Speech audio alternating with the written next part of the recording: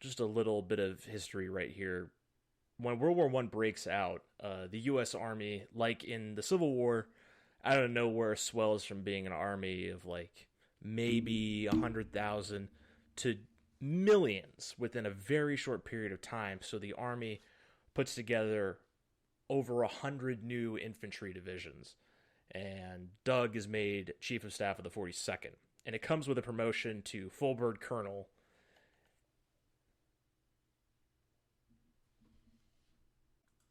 Keep in mind, he's only been in the military for 14 years at this point, so he's only in like his mid-30s, and he's already a full bird colonel. Now, today, after 14 years as an officer, becoming a full bird colonel is almost unheard of. It's not totally, but it's a rarity to make that rank that quickly. You pretty much never see that nowadays. But you have to understand, there was only a handful of officers, relatively speaking, prior to World War I, and all of a sudden your army swells by almost 50 times. That gives an opportunity for a lot of career officers to suddenly push up in the ranks. And Douglas takes full he takes full advantage of that opportunity. And he actually does a lot of good fighting in World War I. He's what we would call what would you call it? He's a really good field commander. And he's out there with his troops in the trenches, kind of leading from the front. He got into a lot of fierce trench warfare. Not just staying back in the headquarters. He was up there on the front leading his men. And this leads his mother in 1918 to write a letter to the leader of all U.S. forces in Europe, the commander of the American Expeditionary Force, General John Blackjack Pershing. And in that letter, his mother is basically telling Pershing, hey, promote my son to general before I die. And so on June 29th, 1918, with just about 15 years in the Army, Douglas becomes a brigadier general. Unheard of by today's standards. And the level of nepotism that was used to get that promotion is also like totally not totally unheard of today, but like nobody's mom is writing General Milley saying, hey, promote my son to general. But that's what Doug's mother did. But a good note to make here is that it's not a totally unearned promotion. We have to understand that during World War I, there was a lot of on-the-spot promotions, especially guys in the trenches. This is kind of a period where the non-commissioned officer corps in the U.S. Army really makes a big splash, because a lot of these guys you had sergeants, corporals, all of a sudden taking up company command positions just because of the amount of fighting that was going on, the casualties you were taking. This was a time when the non-commissioned officer corps was stepping up and taking those positions. And then at the higher ranks, captains were all of a sudden becoming colonels and majors. So it's not totally out of the realm of like possibility that a guy who had only served as a colonel for a year would all of a sudden become a brigadier general. So, and it was totally earned by Douglas. If you look at his record of how he served in World War I, you would say, well, yeah, that makes sense. It was a totally earned promotion. But the war comes to an end November 11th, 1918. And once again, the Army shrinks back down. A lot of the newly raised divisions and regiments get disbanded, and it's time for now General MacArthur, or Brigadier General MacArthur more specifically, to take up a new post. And what better post for MacArthur to take up than his old beloved West Point? Right after the war, he becomes the superintendent at West Point, and being a guy who just came away from the largest conflict in Western history up until that point, watching the advent of mechanized, industrialized warfare take place in front of his eyes, he had a lot of new ideas and a lot of reforms that he wanted to implement at West Point, with everything from the curriculum that the students were taught, from the liberties that they were allowed to have on and off campus, everything. He wanted to basically change everything at West Point. And the guys who were there at West Point at the time, the professors, the administrators, these were guys who stayed back during World War I. The last conflict that these guys had served in had been like maybe some Indian wars on the frontier, Spanish-American War, stuff like that. They were years behind in their knowledge of what modern warfare was like. And they did not like Doug coming in and changing everything. He had ruffled a lot of feathers of the old guard. So by the time he leaves that position, they end up rolling back pretty much every reform that Doug makes.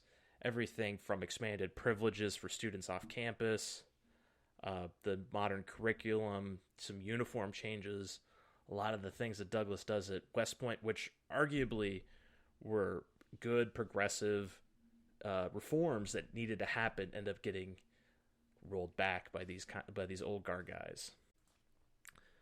But for Doug, it's not really that big of a deal, because pretty much right after he leaves that superintendent position, he gets his second star and is promoted to Major General. And he gets a new aide, and it's a guy that you might have heard of before. It's a guy named Major Dwight D. Eisenhower. This is the early 1920s, or mid-1920s by this time. And Dwight takes that position under MacArthur. And it's funny because in just 20 years' time, these two individuals are going to be the two of the first 5-star generals in U.S. history at the same time. But right now, one's a major general. And based on what I've read, anything that I could find, Dwight never really gets along with MacArthur, and it's something that's going to reflect later in World War II, and these are where these seeds get sown for that. And it's why Douglas and Dwight never really interact in the Second World War. It's why Marshall decides that Eisenhower should be in command of all the European forces. Meanwhile, we keep Doug in the Pacific, and they never end up butting heads. This is also a time where a big change begins to happen with Doug. Up until this point, Doug had been a real soldier's officer. He had been that guy who had served in the trenches of World War I up with his men. He served, I kind of brushed over it, he served during the Mexican insurgency of Pancho Villa right before World War I, and he had done a lot of actual, frontline fighting. He had taken a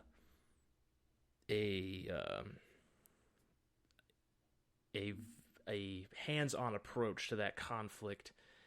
He himself conducted sabotaging of railroads. He did a lot of hands-on stuff, and a couple of his actions were pretty noteworthy. And had those actions been taken,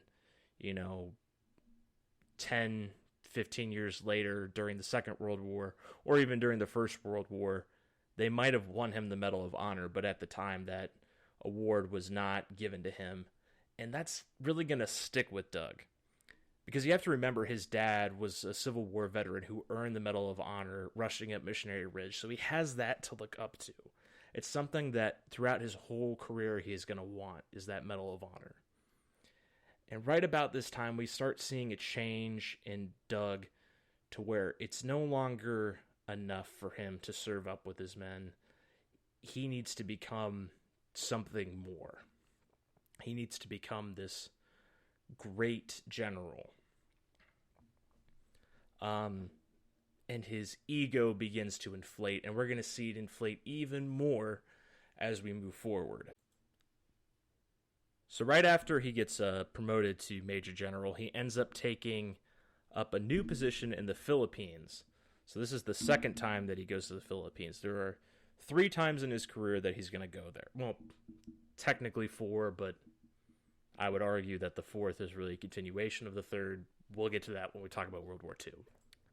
But this time, when he goes to the Philippines, he's in charge of building up a Filipino army. If you're not aware of the history of the U.S. and the Philippines from 1898 to 1945, the U.S. always had the intention that the Philippines would be independent. The position that the U.S. took, though, was that the Philippines were not ready for independence. For whatever reason, whatever biases of the day, you could argue, there was some kind of racial bias against the Filipino people, which there obviously was. It was the fucking 1920s. But it was the belief of the U.S. that the Philippines weren't ready for independence yet, but they were going to make them ready. And so it was MacArthur's whole purpose for being there was to build up a Filipino army and kind of build up what we would consider like a National Guard, a citizen soldier program. And that's going to be something he's going to eventually do later in his career when he goes back to the Philippines the third time. This is kind of where that all starts. So that's what he does up until 1930.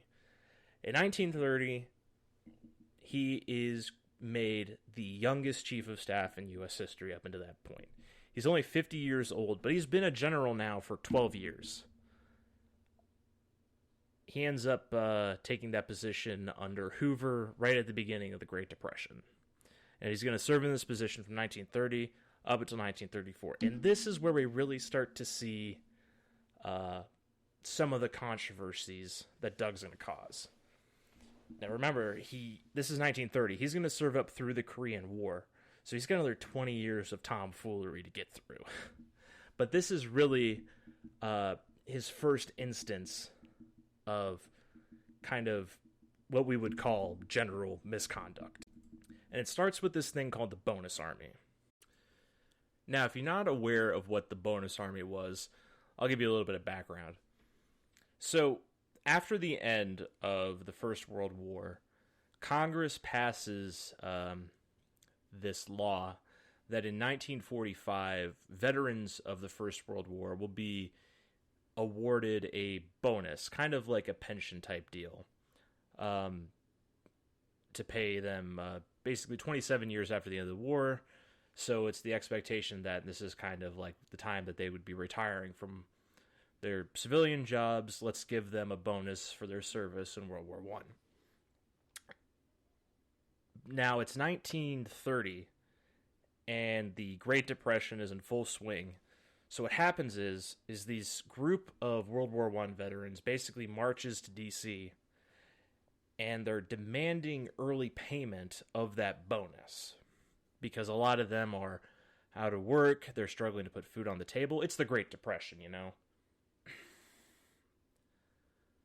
So the intention was, hey, let's all march up there, get Congress to give us our bonus so we can feed our families. So about 100,000 of these guys end up going there and camping in the Arlington area, just outside of D.C.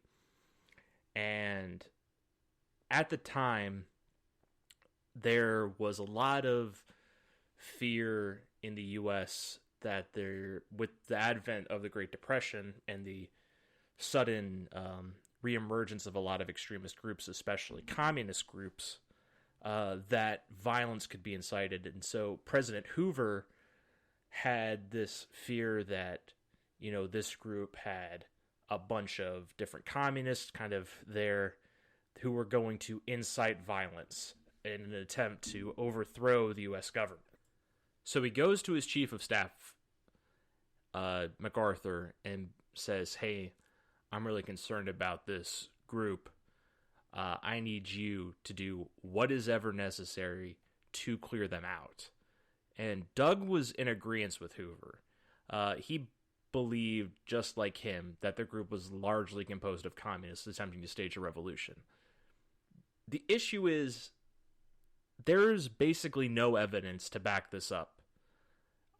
Based on estimates given through historical analysis of who was there, what kind of groups were represented, there's only about like 200 people who were kind of in support of any kind of communist